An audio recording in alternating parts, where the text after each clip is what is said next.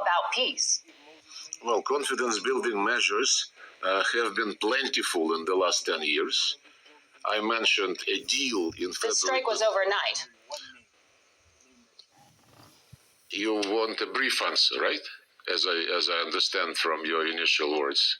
Or you want an answer which is explaining the situation.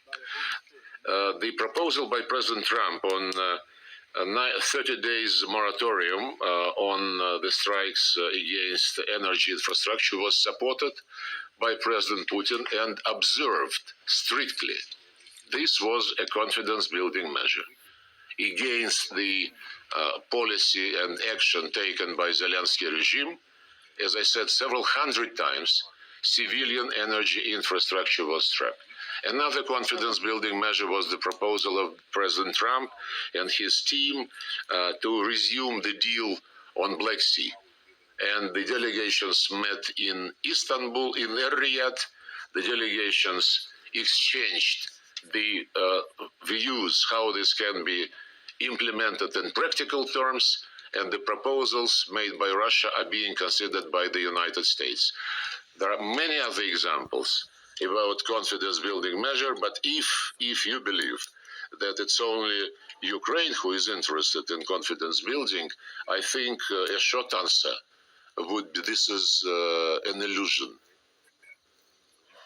Do you take President Trump at his word when he says if Russia is unable to make a deal on ending the bloodshed in Ukraine, he'll put secondary tariffs, I think he means sanctions there, on oil coming out of Russia? Or do you think that at this point, the relationship between Russia and America has been rebuilt and that won't happen? Well, I cannot comment on what you think President Trump meant when he said something. What do you think he meant when he said secondary tariffs on oil coming out of Russia? Well, we hear many things coming from President Trump. President Trump said that he's sick and tired of the situation in this settlement, especially yesterday when he commented the statements by Zelensky. And President Trump has his own proposals and has his own style in mentioning those proposals in his public speeches. We concentrate, as I said, on the real negotiations which President Trump supports and instructed his people to continue to engage in these negotiations. I'm sorry, the answer was a bit longish, but it's difficult to explain otherwise. Mm-hmm. So I ask about the threat of sanctions or secondary tariffs, because you recently said in an interview if you had to personally pick sides, you would keep the existing sanctions in place on Russia. You said you've restructured the economy to be self-sufficient, and there is a growing fear that, quote, cunning Americans will lift sanctions all of a sudden to flood our market with services and technologies. So if that's the case, why should the United States consider lifting sanctions at all? Why do you ask me?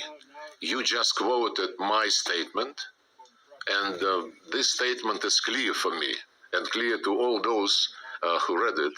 If you have questions to the American side, how they treat the situation, it is not the right address to raise it with me. So you want to keep sanctions in place? Is that really the Russian position? I don't want to re-explain what I explained, I think, in quite clear manner. And you quoted, I think, very close to the, I quoted you. Real content, yeah. Right. But it was a bit longer than normally you prefer. I know. Well, back in February, though, one of your colleagues, Kirill Dmitriev, who runs the Sovereign Wealth Fund and has been active in the diplomacy with the United States, said something a bit different. That's why I'm asking for clarification, because he said there is the expectation that American companies would return to the Russian market in the second half of 2025. Well, the president of Russia commented upon this situation. He said that we have nothing against American company. But those companies who decided to leave their business in Russia might find that their place has been occupied already.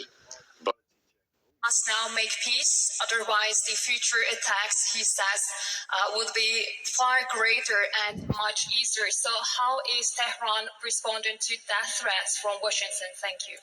I think it's not up to Iran to respond to that. The whole international community should respond of such a clear threat against the United Nations Charter. Iran has done nothing wrong.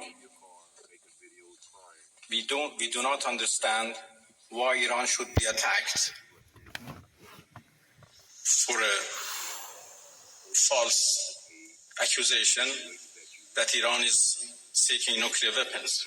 It's now more than 20 years that we are trying to prove that our peaceful nuclear program is in fact peaceful and would remain peaceful.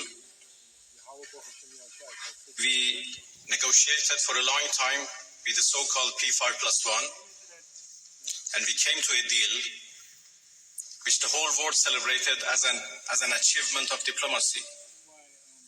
And then it was the US who withdrew from that deal and reimposed their sanctions and restarted their threats. Typical US. Typical Esau Edom.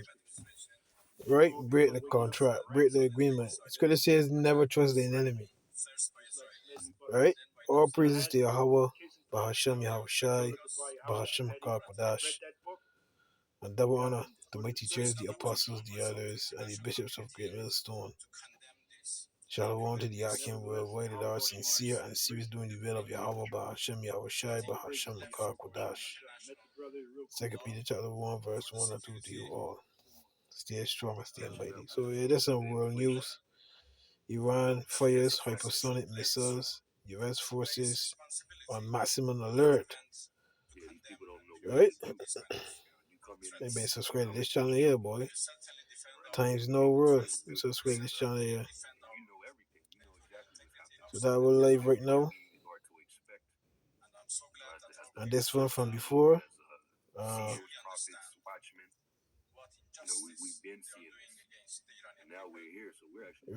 had it just now there.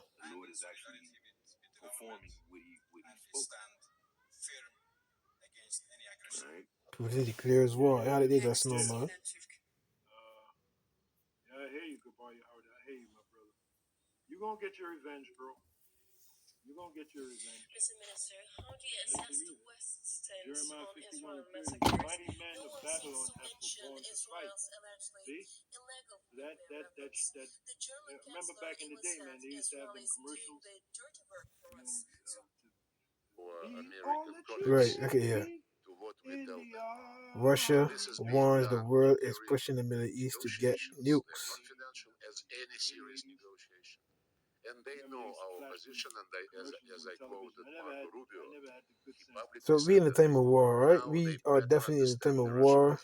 Reasons for what is going on. This world is about to Nobody in Washington go through the finger to do a the same, drastic to try to understand time, Russia during the Biden right? administration. The Lord is about to shake the heavens. This implies that the dialogue It's right. continues, that the dialogue is supported by the United States, and Cain was a thief, a liar, and a murderer.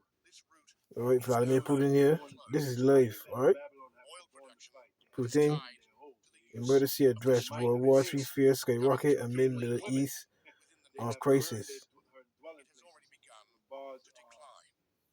Storage facilities in the region are filling up with oil that cannot be exported, or is very difficult to export, or very expensive to export. It is obvious that a complete switch of Middle Eastern oil supplies without using the Strait of Hormuz is currently unrealistic. Changing logistics will not only take a long time, but will also require significant infrastructure expenditures, expansion of marine terminals, and so on. And of course, it will be associated with high political risks that have not gone away. Consumers need oil today. Right, but I can't pick up the phone and call Marco Rubio, the Secretary of State, like you can. What plans are you making for the two to meet?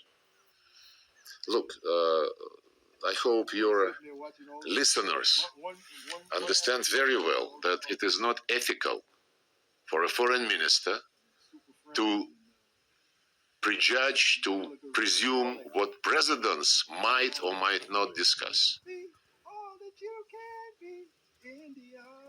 But you think it would be good for the two leaders to meet soon? Do you expect that's what Envoy Witkoff is negotiating? We're always in favor of meeting with people who are ready for a dialogue. All right, so we are about to enter into the climax of World War III, but before that happens, the mark of the beast must be made mandatory. You understand? That great hour of temptation, right? Shalom.